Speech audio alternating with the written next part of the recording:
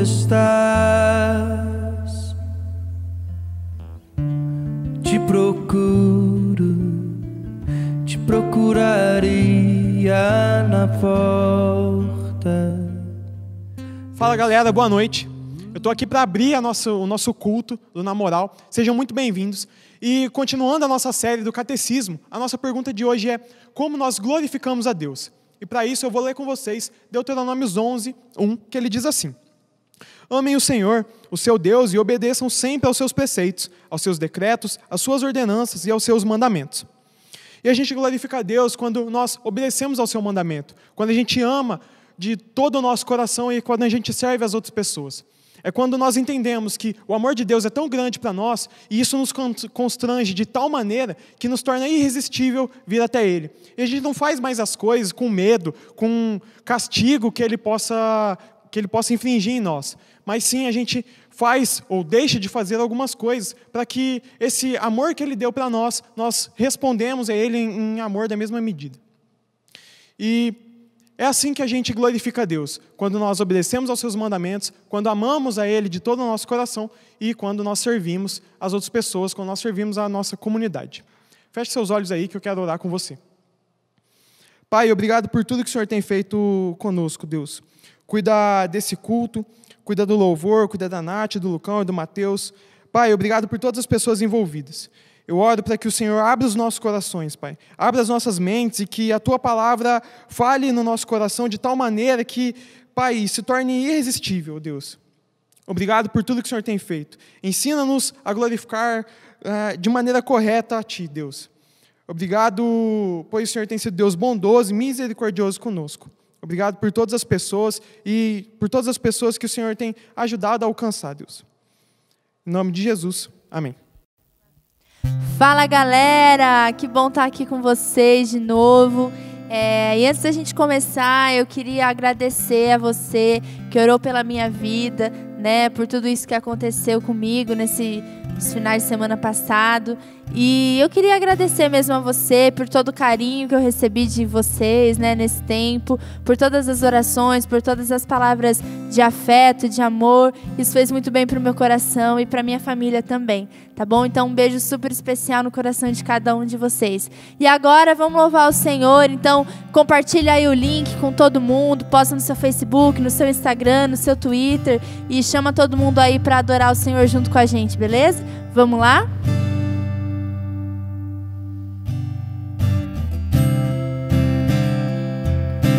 No deserto de quem eu fui, eu tinha sede. Veio Cristo e tudo se fez diferente.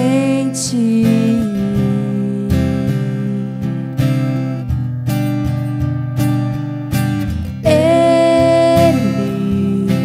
vê meus pecados ocultos, o que escondo no fundo do meu coração.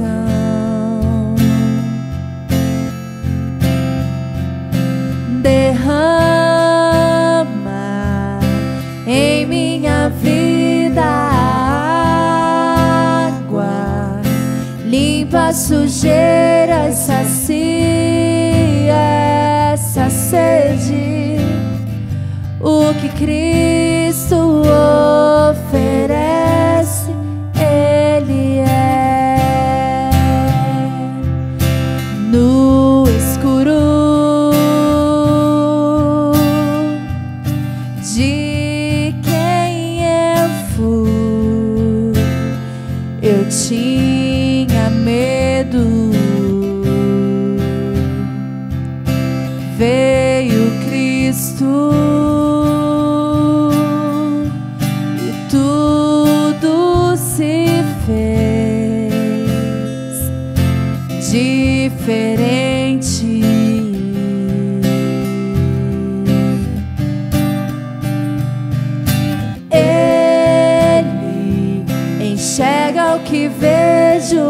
escuro, o que escondo no mundo do meu coração,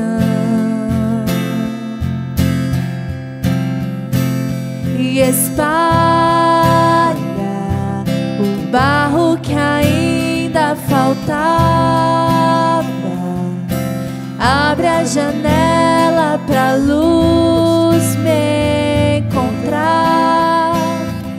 O que Cristo oferece, Ele é luz do mundo,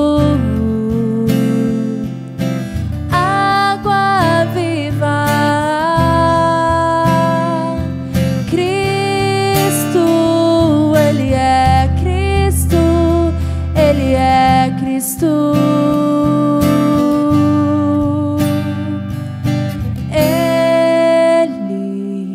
Tira o pecado do mundo, planta a esperança na terra do meu coração.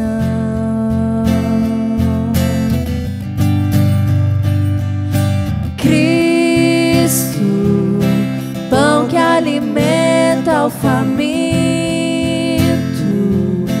vinho esmagado e servido na cruz para todo cansado, que Cristo oferece, Ele é.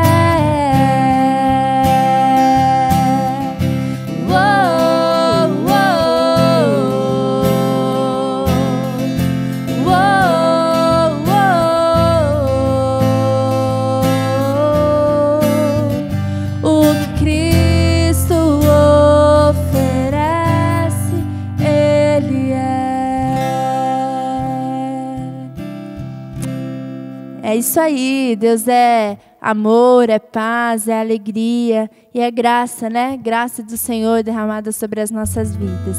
Vamos lá?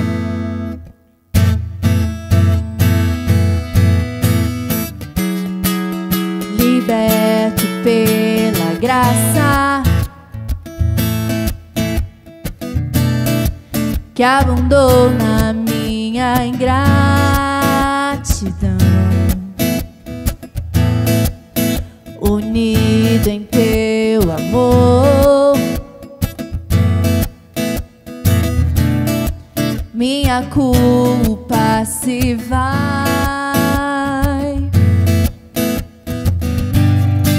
Hoje escolho o teu perdão,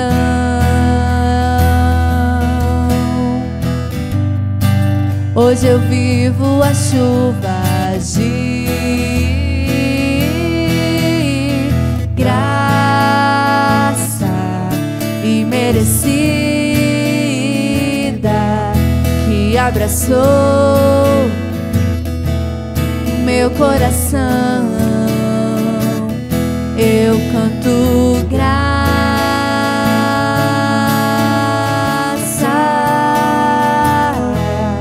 me acolheu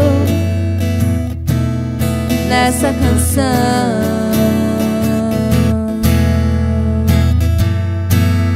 Liberto pela graça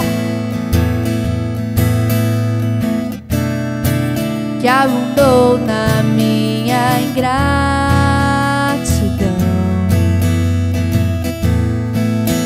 unido em teu amor, minha culpa se vai.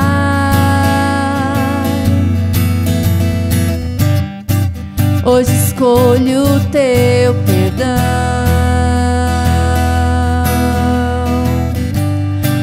hoje eu vivo a chuva de graça imerecida que abraçou meu coração. Eu canto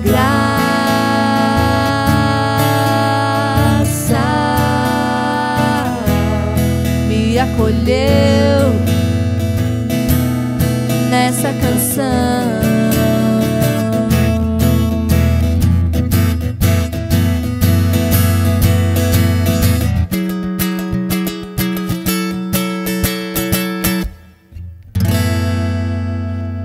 É isso aí. A graça de Deus se renova todos os dias nas nossas vidas. E é por isso que a gente pode ser grato a Ele, né? E colocar o nosso coração diante dEle sempre. E Ele continua falando com a gente, né? Cada um tem a sua maneira de ouvir o Senhor e de falar com Ele também. Então que nesse momento agora você possa estar acalmando seu coração, colocar o seu coração diante de Deus para ouvir o que Ele tem para falar com você nessa noite. Amém?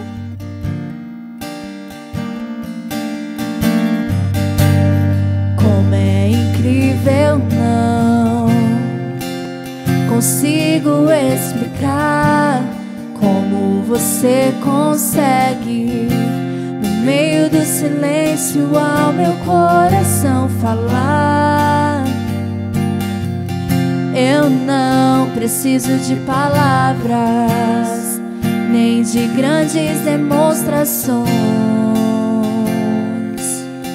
Apenas no teu olhar eu consigo ouvir que você me ama.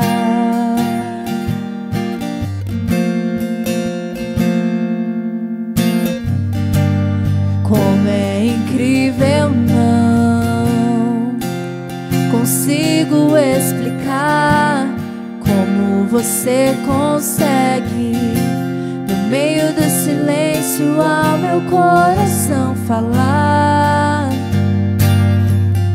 Eu não preciso de palavras, nem de grandes demonstrações.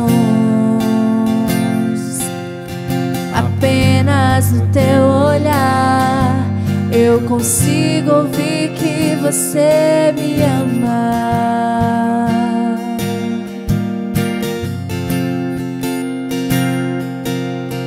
E quando estamos a sós, minha cabeça no teu peito faz silenciar todos os medos dentro de mim. É no silêncio que o teu coração fala o meu.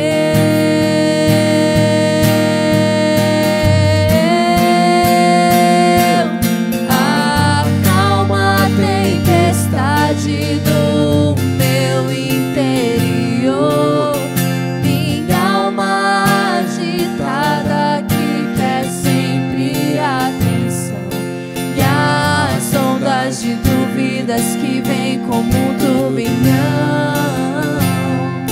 Na quebra das ondas encontra os rochedos do meu coração. Na arrebentação querem me assustar. No silêncio venha comigo falar. No silêncio venha me amar. É no silêncio que eu posso declarar que o meu coração é teu, que pra sempre eu vou te amar.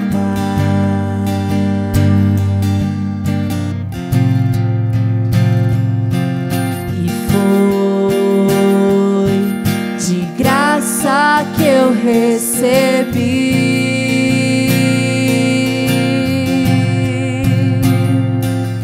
o que o mundo inteiro não pôde comprar. E foi de graça que eu recebi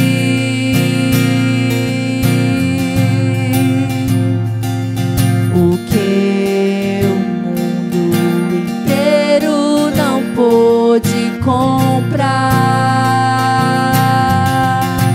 E de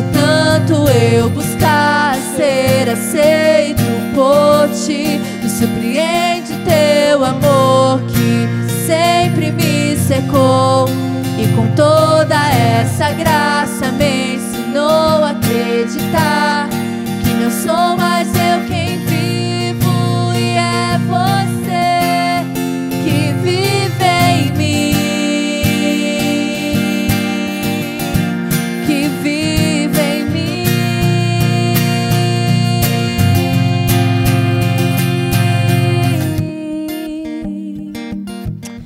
Deus, obrigado. Obrigada pelo seu amor, obrigada pela sua graça, pela sua misericórdia. Deus, fala conosco nessa noite. Nós estamos com o nosso coração aberto para aquilo que o Senhor tem para falar conosco. Trata o nosso caráter, Deus, muda o nosso coração, que o Teu Espírito Santo tenha liberdade, Deus, para agir no nosso meio. Nós estamos aqui, Deus, para ser povo do Senhor, e nós queremos sinalizar o Teu reino, Pai, que seja feita a Sua vontade nas nossas vidas. Fala com a gente, usa a vida do Mateus nesse momento, para que a gente possa estar atento, Deus, atento à voz do Senhor, sempre. Em nome de Jesus. Amém. Fala galera, é nóis ou não? Mano, seja muito bem-vindo à nossa live na moral, muito obrigado pela sua companhia, muito obrigado pela sua persistência em estar conosco, eu me sinto muito honrado com a sua presença, eu quero te agradecer de verdade por ser alguém que está com a gente. Se for a sua primeira vez, seja muito bem-vindo, e eu quero louvar a Deus por estar conhecendo você, espero que a gente se aproxime e tenha como conviver, como partilhar, como celebrar um pouco mais da vida. E hoje eu quero conversar com você sobre como enfrentar dilemas, como enfrentar a crise, uma espiritualidade que sabe enfrentar a crise, que sabe enfrentar lutas que ultrapassam as razões simples, que ultrapassam os jargões.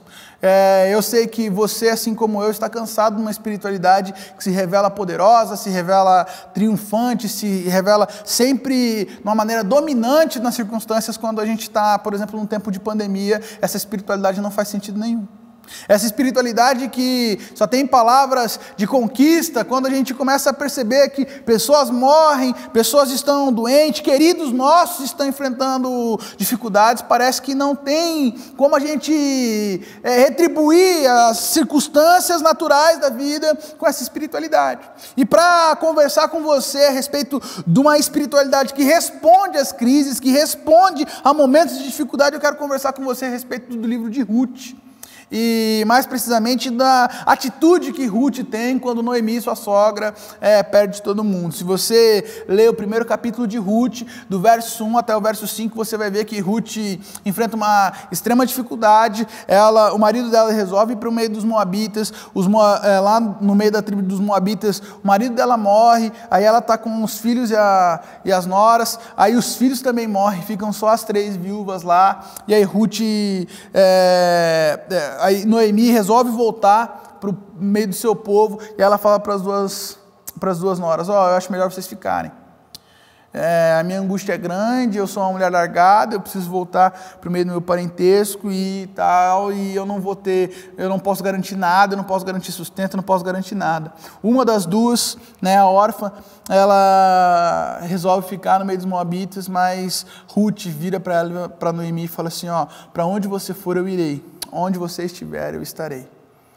E aí eu acho muito legal, porque eu fico imaginando a conversa dessas duas. Eu fico imaginando pessoas desesperadas, ou pessoas sem nenhuma esperança, trocando ideia. Eu fico imaginando como é que você e um amigo que não tem condição nenhuma de pensar em coisas diferentes, a não ser a angústia da perda, a angústia da dificuldade, a angústia de sofrer dilemas e ter que lidar com esses dilemas de uma maneira onde o dilema se apresenta cada vez maior, onde o dilema você começa a lidar com ele, ao pensar sobre ele, ao trocar ideias sobre ele, quando você começa a perceber, o dilema só cresce, só cresce, só cresce. O cara estava com um problema com vícios, agora ele está com um problema com vício e desempregado. O cara estava com um problema em casa com a esposa, mas agora ele está, além de com problema com a esposa, ele está começando a ser violento e a apresentar, ansiedade, quadros emocionais deturpados. O cara estava com um problema financeiro, uma grande conta para pagar, e agora, por causa do Covid, ele está dependendo do auxílio do governo. Então, quando você começa a conversar sobre os seus dilemas, quando você começa a perceber as coisas que te afetam, parece que as coisas estão cada vez piores. E aí eu fico imaginando a espiritualidade, que é uma espiritualidade que se faz caminhando. Tem um provérbio chinês que diz: estradas não foram feitas para destinos, estradas foram feitas para caminhos. E o pastor Ed René, baseado nesse provérbio, escreveu no seu livro Vivendo com Propósitos, que felicidade não é um jeito de... Felicidade não é um destino, mas é um jeito de ir. E eu acho isso muito legal, porque a gente começa a perceber que pessoas angustiadas, pessoas cheias de luta, pessoas que não veem nada de esperança, começam e podem ter a oportunidade de, mesmo assim, decidir ser diferentes. Ruth, quando a sua sogra fala para ela, fica aqui no meio dos moabitas, ela está dizendo o seguinte: aqui a sua vida vai ser muito melhor. Não sei se você já esteve numa circunstância onde você não sabia se era melhor ficar ou correr. Se correr o bicho pega, se ficar o bicho come. Não sei se já teve uma experiência que parecia que tudo era ruim. Admitir que estava errado ia ser uma vergonha para você, mas também contar o que é certo para todo mundo parece que ia expor uma situação super constrangedora de alguém que você ama muito. Então você fica naquela situação meio vendido. Mas Ruth entende um caminho da espiritualidade, uma importância sobrenatural que eu entendo que é a importância da companhia. Eu gosto muito de pensar que as experiências, elas não têm muito, as experiências válidas na vida, elas não têm muito a ver com o glamour, o status, o preço da coisa, mas tem a ver com a companhia de quem experimenta aquilo com você. Não poucas vezes já estive em rolês onde nós não tínhamos nada de glamouroso. Estávamos sentados em rodas de amigos, com um violão, um refri, um dogão, e a gente ficou a noite inteira conversando, e essas memórias marcam profundamente o coração. Não poucas vezes estávamos sentados com um violão, e aí já não tinha refri, mas tinha um choro, de gente que estava precisando de amigos que conduzissem juntos uma oração diante de Deus. Não poucas vezes. Você já deve ter passado também por situações onde você não queria nenhum conselho super maravilhoso, nenhuma palavra super efetiva, nada muito exagerado, mas você queria alguém que estivesse ali para você. Eu gosto de pensar que a melhor coisa no caminho da espiritualidade, numa espiritualidade viva, é estar presente. Você não precisa de muitos recursos, você precisa estar lá. Gosto de pensar que a gente acerta quando a gente não fala, mas a gente se dispõe. Eu tenho percebido que nesse tempo de pandemia, várias vezes, nos primeiros meses de pandemia, minha vontade era de expressar muito a minha opinião, de dizer muito o que eu pensava, dizer muito as reflexões que vinham ao meu coração, falar, preocupado em supernutrir, em dizer coisas espirituais para as pessoas, em manifestar uma meditação e uma reflexão profunda. Mas aí o tempo foi passando e eu fui percebendo que às vezes o silêncio e a convicção de que estamos juntos ultrapassam. Gosto de perceber gente que, mesmo depois de tanto tempo sem ver, a gente continua próximo, a gente continua partilhando. E aí eu gosto de ver na história de Ruth exatamente esse compromisso. A espiritualidade que encarna, ela não tem um compromisso com um final bem sucedido, mas ela tem o compromisso com a companhia fiel.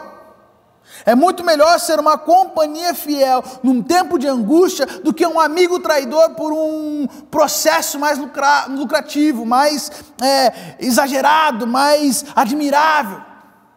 É melhor você ser alguém que sofre junto do que alguém que tem o sucesso lá e só aparece na foto da conquista.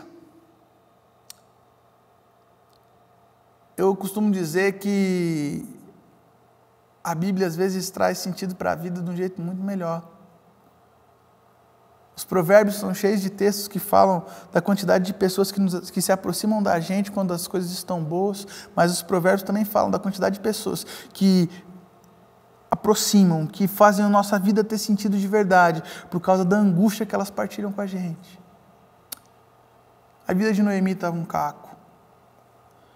Noemi, na verdade, é a pessoa central do livro de Ruth. Mas por que o livro chama Ruth, não Noemi? Porque Ruth é quem aparece na genealogia de Jesus. Noemi, a sogra de Ruth, é quem começa a orientá-la a respeito de todas as decisões que Ruth precisa tomar. Quando ela vai colher espigas, quando eles voltam da região dos Moabitas, eles vão colher espigas, Noemi descobre que Ruth teve um encontro, uma conversa com Boaz, orienta ela de como fazer as coisas, fala sobre o resgate, de como as coisas deveriam acontecer. Ruth é alguém que, além da caminhada, se dispõe a ser alguém que vai ser mentoreado. Eu acho que o caminho da espiritualidade que supera a crise, ela tem 3 lições muito grandes. A primeira lição é um caminho que prefere estar junto, a ter compreensão do resultado. Eu sempre falo para vocês que é muito melhor fidelidade no processo do que garantia de resultado. Deus não está interessado no resultado, o resultado é um problema dele, mas o processo é um problema nosso. Eu posso passar por processos em Deus, onde esses processos vão cada vez mais me aprimorando, me trabalhando dentro das Escrituras, e esse processo sendo trabalhado em mim, e a partir das Escrituras Sagradas, esse processo vai transformando a minha vida numa vida mais santa, mais consagrada, mais próxima do Senhor, mais dependente de Deus em cada momento, que vai, ao invés de responder mal, responder bem. Ao invés de se sentir humilhado, se sentir encorajado, ao invés de se sentir ofendido, se sentir impulsionado por Deus, para cada vez mais revelar a glória dEle. Ou então eu posso me preocupar com o resultado e querer cortar caminho. Uma das coisas mais importantes para nós é a gente entender que não existem atalhos. Não existem atalhos para a gente se tornar mais parecido com Jesus. Um dos problemas que eu vejo enormes na gente é não querer sofrer. Querer que aquela espiritualidade que é cheia de jargão, cheia de palavras duras, de triunfo, mas que carece de afeto, carece de amor, carece de sinceridade, carece de olho no olho. É uma espiritualidade que faz promessas sempre, mas não vê verdades impregnadas no coração, que não senta na mesa. E aí essa espiritualidade que senta na mesa é uma espiritualidade que se faz num ambiente de angústia. Eu não sei quantos de vocês têm sofrido, mas eu tenho sofrido muito com amigos com Covid. Tenho um amigo muito próximo, quem eu amo a família, ele está com Covid. E aí, nesse tempo de angústia, o que alimenta o meu coração é o fato de eu estar disponível, é o fato de eu estar em oração, é o fato de eu estar presente lá. É o fato de eu conhecer a história dele, é o fato de eu saber as lutas que ele tem, as dificuldades que ele enfrentou, os dilemas que ele tratou na história dele. E isso faz meu coração se encher de esperança, porque eu sou alguém que caminhou com ele. A espiritualidade que responde em tempo de angústia de outras pessoas é a espiritualidade que se dispõe a ser companheira.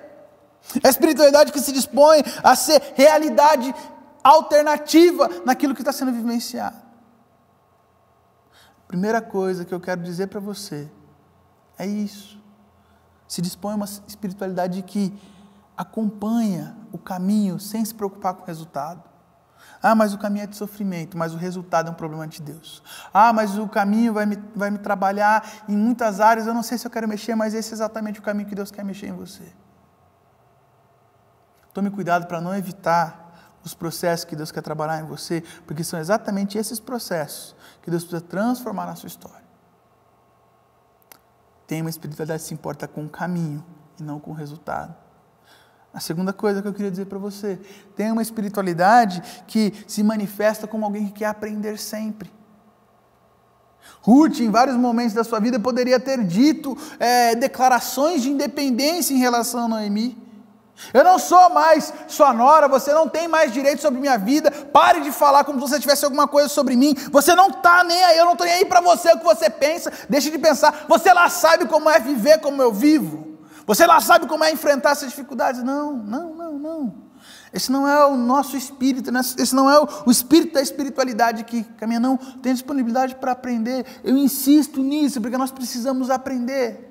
Nós precisamos aprender a olhar para as pessoas de um novo jeito, nós precisamos aprender a respeitar diferenças, nós precisamos aprender a respeitar que nesse novo momento que nós estamos vivendo, nem todo mundo vai responder tão bem quanto você está respondendo, nem todo mundo vai acreditar nas coisas do jeito que você acredita, nem todo mundo vai lidar com limites do jeito que você lida.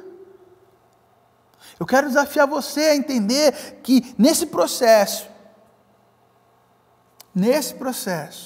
você é alguém que precisa aprender coisas novas o tempo todo. Você olha para a pandemia e você olha para a pandemia de que jeito?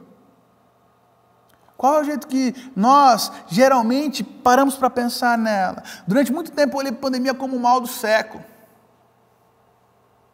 Confesso que não sei se nós vamos enfrentar uma coisa tão difícil quanto nós estamos enfrentando agora, mas eu também tenho que reconhecer que a pandemia trouxe muita coisa boa.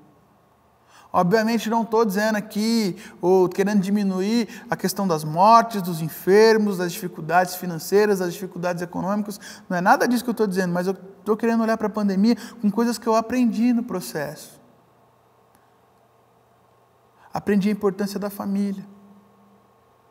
Aprendi a importância da partilha, aprendi a importância da mesa, aprendi a importância de cuidar da minha casa, de cuidar da minha esposa, aprendi a importância de olhar para os meus amigos, de ligar para os meus amigos, de estar com o próprio coração devoto diante de Deus, pela vida de outras pessoas, pela sua vida, a clamar a Deus para que esse veículo de comunicação que nós estejamos estabelecendo, que nós temos estabelecido aqui, a internet, as redes sociais, transmitam de alguma maneira a quantidade de amor que eu tenho por Jesus e pelas vidas com que Deus me colocou para cuidar, para que esse amor seja algum objeto de transformação na história de vidas. Eu tive que aprender muita coisa. Tive que aprender a como lidar com pessoas que antes a gente estava muito colado e agora a gente não pode se ver tanto. Tive que aprender a lidar com pessoas que antes eu mal conversava, mas agora a gente se fala toda hora no WhatsApp. Tive que entender que proximidade, que entrega, que presença tem muito mais a ver com uma disponibilidade, uma procura mútua, do que necessariamente a frequência. A música do grupo sertanejo, eu não vou lembrar qual grupo, acho que é César Menotti, Fabiano, que falou assim, quem diz que para estar junto precisa estar perto. É mais ou menos isso. Uma plena convicção de amizade, de cumplicidade em pessoas que eu não vejo há muito tempo. E às vezes a plena certeza de que pessoas que estão perto constantemente não estão comigo, não estão por mim. A gente precisa aprender. A gente precisa aprender, a pandemia ela vai retirando máscaras do nosso próprio rosto, para a gente começar a perceber em que lugares a nossa espiritualidade estava fragilizada, e agora nós temos condições de mergulhar na Bíblia Sagrada e começar a se reinventar. Ruth é alguém que pelo destino perdeu o marido, não tinha mais ninguém, era alguém abandonada na história, mas a partir de agora, a partir de tudo isso, a partir de toda a orientação de Noemi, ela pode experimentar uma novidade de vida. Eu quero dizer para você que se você está saindo da pandemia, se você está 6 meses de pandemia e está nela do mesmo jeito que você entrou, alguma coisa está muito errada no seu coração. Você não aprendeu, se você não aprendeu nada, alguma coisa está muito errada no seu coração. Nós precisamos aprender a aprender. A espiritualidade que encarna, a espiritualidade que vence crises, a espiritualidade que sabe lidar com dificuldades, a espiritualidade que encara o chão da vida. Essa espiritualidade, ela aprende o tempo todo. Então a primeira coisa, não se preocupe com o resultado, se preocupe com a companhia. A segunda coisa, aprenda. Tenha disponibilidade para aprender. E por último, para nós encerrarmos, tenha disponibilidade no seu coração, para que Deus faça coisas muito maiores do que você sempre imaginou. Como assim? Não sei.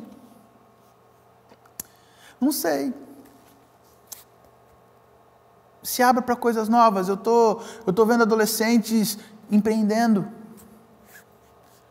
Eu estou vendo adolescentes lendo a Bíblia. Eu estou vendo adolescentes sonhando com projetos missionários. Eu estou vendo adolescentes orando muito mais. Eu estou vendo adolescentes que tinham repulsa pela leitura bíblica, lendo a Bíblia. Eu estou vendo coisas acontecendo nesse tempo de pandemia que não acontecia na agitação do nosso dia a dia.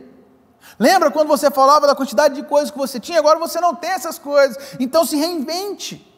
Deixa Deus fazer uma coisa nova em você. Vá para diante de Deus com a disponibilidade de Deus. Faça em mim. Antes de fazer nos outros uma coisa grandiosa, faça em mim uma coisa grandiosa. Deus, mude todas as prioridades da minha história, mude todos os afetos do meu coração, mas venha o Senhor como prioridade para mim. Tem um filósofo que eu gosto muito, sou muito suspeito de fazer qualquer comentário sobre ele, que é Agostinho de Hipona. Agostinho de Hipona é um teólogo, um filósofo que eu gosto muito e tem minha admiração. E tem um livro dele que eu leio constantemente, me ensina a orar, que é Confissões. Confissões de Santo Agostinho é uma obra magma, assim, todo mundo que professa a fé em Cristo, na minha opinião, tinha que ler Confissões. Todo mundo que lê os Salmos tinha que ler Confissões de Santo Agostinho. Mas Confissões, ela tem um aspecto assim, peculiar nela e meio filosófico por trás de quem lê Confissões, que eu queria compartilhar com você aqui. Confissões, ela ensina a gente a trabalhar a ordem das prioridades da nossa vida. Tem uma frase de Confissões que eu já citei várias vezes aqui, e você já deve ter ouvido em outros lugares, outros pastores pregando, que é: criaste-nos para ti, ó Deus, inquieto está o nosso coração enquanto não descansar em ti. O que o Santo Agostinho está dizendo é: enquanto os nossos afetos não estiverem repousando em Deus, provavelmente, vai ter coisa no lugar daquilo. Uma faculdade, um namoro, um sonho, um intercâmbio, um tênis, uma roupa, um carro, um casamento, um filho, que vai estar tentando ocupar esse seu lugar. E esse lugar, ele só é preenchido no nosso coração por Deus. Mas nós vamos tentando colocar coisas no lugar daquilo. Nós vamos puxando coisas para no lugar daquilo. E Santo Agostinho acerta muito quando fala: nosso coração está inquieto enquanto não repousar em ti. O que eu quero dizer para você é que a sua história, ela pode ter muito reconhecimento, mas ela não vai ser uma história grandiosa. Sua história pode ter muita pessoa aplaudindo, mas não vai ser uma história grandiosa. Sua história vai ter muitos aspectos memoráveis, das pessoas falarem: nossa, que incrível, das pessoas aplaudirem você. Você pode ser muito popular, mas ela não vai ser uma história grandiosa, porque não vai ter alimentado seu coração de verdade. A sua história só vai ser uma história grandiosa quando você entender o que Deus quer de você. Eu não tenho medo de falar isso para você, não tenho medo de falar isso para ninguém. Ninguém é feliz de verdade por toda a vida enquanto não descobre o que Deus queria de si. Ninguém. O meu desafio para você é que nesse tempo de pandemia você descubra a falta e a importância da companhia. Companhia não é muitas pessoas, mas as pessoas que realmente importam para o nosso coração. A importância de gente companheira com a gente, que acredita nos nossos sonhos, mas também questiona as nossas intenções, que acredita nas nossas virtudes, mas questiona as nossas malícias, que acredita na nossa bondade, mas também questiona a nossa desconfiança e as nossas crises. Gente que olha para a gente e fala assim: você precisa aprender mais, você precisa aprender, você precisa olhar, e não olhar como quem sabe, mas olhar como quem está disposto a percorrer o caminho para que tenha um aprendizado profundo. Gente que vai olhar para a gente, vai desnudar o nosso coração, vai falar assim: você está angustiado porque você não lidou com a verdade, vai saber nos confrontar em amor. Por mais que o confronto possa ser duro, vai saber nos confrontar em amor. Gente que vai ser família com a gente.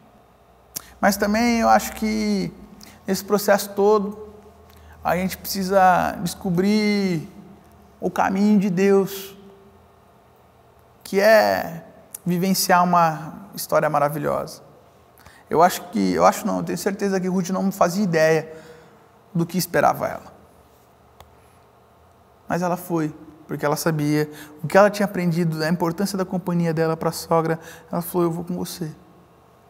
Eu vou com você. Eu vou com você. Eu vou com você. Eu vou com você. Eu estarei com você. Eu estarei com você. Eu estarei com você. Eu estarei com você.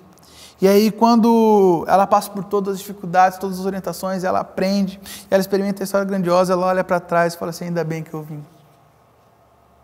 Eu queria te desafiar a confiar em Deus e ter Deus como seu companheiro, ter Deus como alguém que pode te ensinar, ter Deus como alguém que vai prover pessoas para trabalhar a sua história para que você não permaneça igual. Se você entrou na pandemia e está saindo da pandemia ou está enfrentando a pandemia do mesmo jeito, alguma coisa está muito errada. A minha oração é para que o Evangelho de Jesus faça sentido no seu coração, para que você vá, de uma vez por todas, experimentar o melhor de Deus para a sua história. O melhor de Deus para a sua história é que você esteja caminhando com Ele, para que Deus te cerque com pessoas que vão te confrontar, vão ser suas companheiras, mas vão te ensinar, vão ser suas companheiras, mas vão falar para você assim: cara, para a sua história ser maravilhosa, para os propósitos de Deus se confirmarem na sua vida, eu preciso que você aprenda os processos bíblicos. Arrependimento, confissão, comunhão, partilha, dureza, tratamento de Deus, tudo isso. Minha oração é para que você não seja imaturo, mas que, assim como Ruth, você cresça à luz do Evangelho de Jesus, à luz do reino de Deus, com essa bandeira, essa plataforma. Que Deus abençoe você, espero que você tenha gostado do nosso material, espero que você compartilhe esse link com alguém, que você acredita que precisa ouvir essa mensagem, que você acredita que precisa pensar um pouco naquilo que nós estamos falando, naquilo que nós trocamos de ideia hoje, porque essa é a verdadeira espiritualidade que vence a crise, a espiritualidade que é companheira, a espiritualidade que aprende, a espiritualidade que quer viver coisas grandes nas mãos de Deus, na experiência com Deus, na profundidade de Deus. Amanhã nós temos os nossos cultos no Facebook, no IPI Maringá, no YouTube e também no canal da IPI Maringá. Nós contamos com a sua presença, você é o nosso convidado e eu espero você lá. Que Deus abençoe você, um beijo grande no seu coração, eu estou morrendo de saudade de vocês, acredito que em breve nós estaremos juntos aqui nesse salão ou lá no templo, mas eu tenho orado para que isso seja com total segurança. Um beijão, até a próxima, tchau, tchau.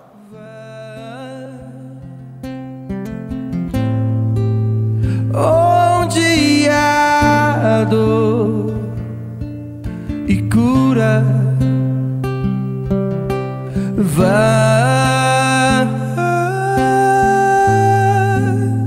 Onde não há amor e ama, vai. Onde há dor, alegra, vai. Onde não há amor, transforma.